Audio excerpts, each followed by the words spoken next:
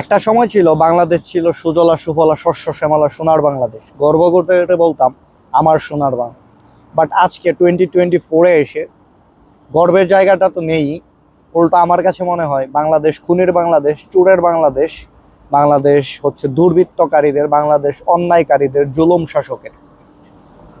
কারণ বাংলাদেশের শাসন ব্যবস্থায় সর্বোচ্চ চেয়ারে যারা বসে আছেন তারা কয়েকদিন পর পর আমাদেরকে ছোট ছোট নাটক, নাটিকা, ছোট গল্প, অনুগল্প উপহার দেন। যেমন আজকে একটা গল্প উপহার পেলাম।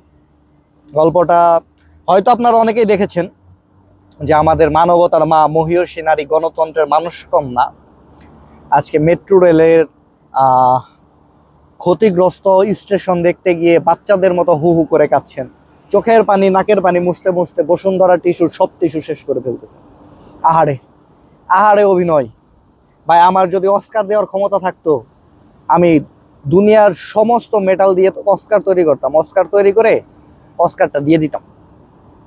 তো সেই ক্ষমতা তো নেই। আমার এখন কোশ্চেন হচ্ছে, that's my question for the nation, for the society, for the citizen of Bangladesh. আমাকে কেউ একটু বলবেন যে মেট্রো রেল কারো বাবার টাকায় করা? মেট্রো রেলের স্টেশনগুলো কারো বাবার টাকায় তৈরি? কেউ কি বাবার টাকা দিয়ে এনে করেছেন? কি দিয়ে করেছেন? বাংলাদেশের অর্থ দিয়ে। বাংলাদেশের অর্থ কই থেকে আসলো? বাংলাদেশের মানুষের উপার্জন, গণমানুষের ট্যাক্স, বৈদেশিক রেমিটেন্স, মানুষের কষ্টের মাথার গায়ে পায়ে ফেলা উপার্জন, সেই টাকা দিয়ে করলেন মেট্রো রেল। আর সেই জনগণ মারা গেল আমার দেশের ফ্রম দি রেকর্ড, সরাসরি রেকর্ড অনুযায়ী গত এই কোঠা আন্দোলনে মারা গেছে সাধারণ জনতা এবং শিক্ষার্থী মিলে 978 জন। সো বাংলাদেশ সম্পর্কে কম বেশি সবারই আইডিয়া আছে। ক্লিয়ারলি বলতে পারি অফ দ্য রেকর্ড এই সংখ্যাটা মিনিমাম 9700, মিনিমাম 10 টাইমস, তারও বেশি হতে পারে।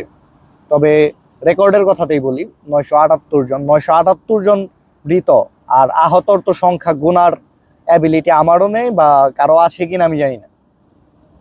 তো সেই মৃতর একটা লাশের সামনে গেলেন না, একটা লাশ নিয়ে কান্না করলে, বা এতগুলা মানুষ মারা গেছে এটা নিয়ে একটু অনুতপ্ত হলে হয়তোবা জাতি মেনে নিত।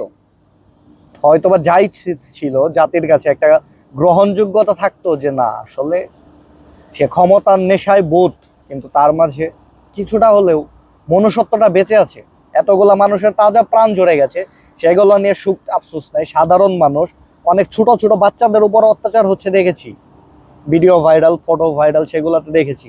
তাদেরকে সরাসরি উল্লেখ করা হলো জামাত শিবির। আচ্ছা, ওই টপিকটা পরে আসতেছি। আর আপনি যা কান্না করলেন কোথায়? মেট্রো রেলের মনিটরের সামনে দাঁড়িয়ে। বাহ বাহ, সোনার বাংলা, বাহ!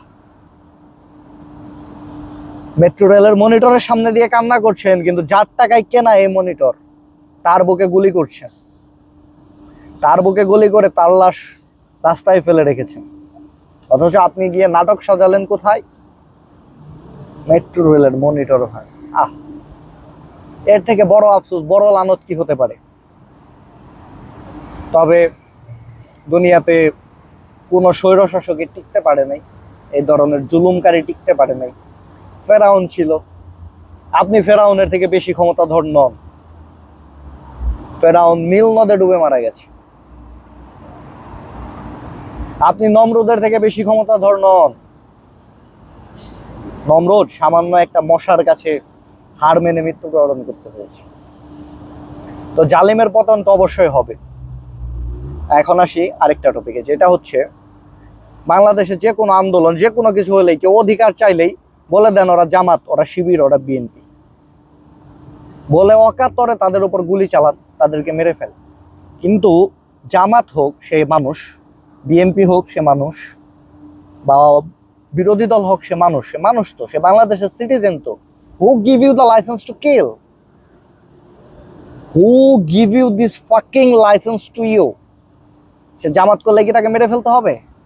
মানে এমন একটা চেষ্টা চালাচ্ছেন বাংলাদেশ পত্র পত্রিকায়, বিভিন্ন নিউজ মিডিয়াতে, যে সে মানে আন্দোলনকারী সবাই ছিল জামাত শিবির, তাদেরকে ধরা হবে, ছাড় দেওয়া হবে না, অমুক তমুক। আরে ভাই, সে হোক জামাত শিবির, ম্যাক্সিমাম লোক কি সেটা বাংলাদেশের, সমগ্র বাংলাদেশের সমস্ত মানুষ জানে যে আন্দোলনটাতে মূলত ছিলই সাধারণ শিক্ষার্থী, সাধারণ মানুষ।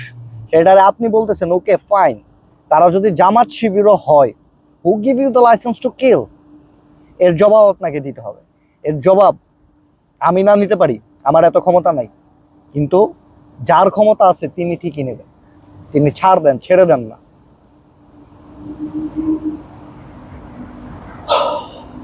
আর প্রবাসী ভাইয়েরা, ম্যাক্সিমাম প্রবাসী ভাইয়েরাই ভিডিওটি দেখবেন আমি জানি। তো প্রবাসী ভাইয়েরা রেমিটেন্স বন্ধ করে রাখুন, রেমিটেন্স পাঠাবেন না কোনোভাবেই।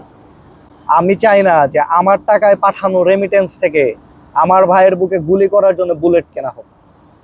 আমার টাকায় বুলেট কিনা আমার ভাইয়ের বুকে গুলি করা হোক, এটা আমি চাই না। এই এই দৃশ্য আমি আর দেখতে পারবো না। বাংলাদেশ দেউলিয়া হয়ে যাক, সমস্যা নেই। বাংলাদেশ দেউলিয়া হলে কি হবে?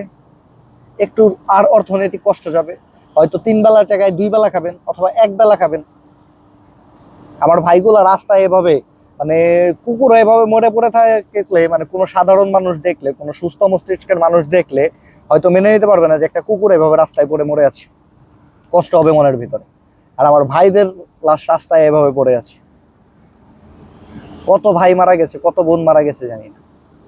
এখনো নেটওয়ার্ক ঠিক হয়নি, জানি না কি হবে, কোন পর্যায়ে আছি, কোন পর্যায়ে যাচ্ছে বাংলাদেশ। তবে একটা কথা অঙ্গীকার করে বলতে পারি, এক আল্লাহ সমস্ত ক্ষমতার মালিক, মহান রাব্বুল আলামিন এই জালিমদের শাস্তি দিবেন। আর এ দেহে যতক্ষণ প্রাণ আছে আমি এই জালিমদের বিরোধিতা যেভাবে পারবো অবশ্যই করব। অবশ্যই আমি আমার নিজের ক্ষেত্র থেকে জালিমদের বিরোধিতা করব। আপনিও করুন, এটা আপনার নৈতিক দায়িত্ব, ইসলামিক দায়িত্ব, মানসিক দায়িত্ব। জুলুমকারীর জুলুম মেনে নেওয়া কোনোদিনই কোনো সুস্থ বা কোনো ভালো মানুষের কাজ নয়। জুলুমের বিরুদ্ধে প্রতিবাদ করুন, ইনশাল্লাহ বিজয় আসবেই। সকলে ভালো থাকুন, সুস্থ থাকুন।